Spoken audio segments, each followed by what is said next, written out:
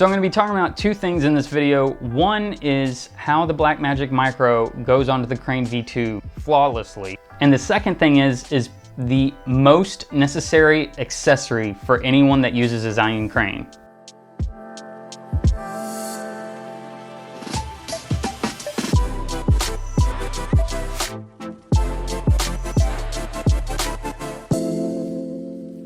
So this is the Zhiyun extension ring, and it goes right below all of the buttons on the V2. Now this is compatible with multiple versions of the crane. There's multiple versions of this. This is the TZ001.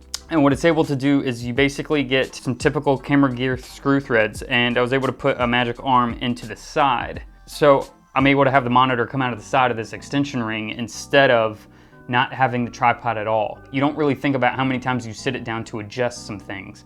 So anytime that I needed to adjust stuff on here, I might be able to with holding it with one hand, but after a while, one hand kind of sucks. And also, without the tripod, you don't have this extra area. When you don't have the tripod, you're concentrating all your grip into one part.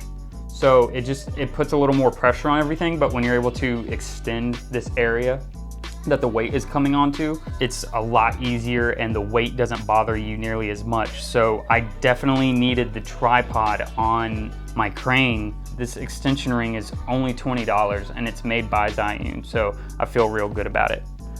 I will say in general, putting the Micro on the crane wasn't too difficult. Just the body, the cage, metabones, and a lens. The lighter the lens, the better, obviously. My Sigma 24mm worked perfectly on there. It balanced like a cinch.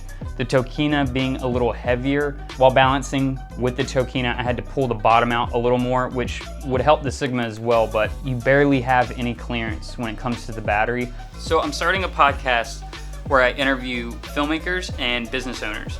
And the point of this podcast is to talk about stuff like marketing, production, what it's like to start a business, how to run a business, how to grow a business, and how to go from being just a freelance videographer to running a filmmaking company.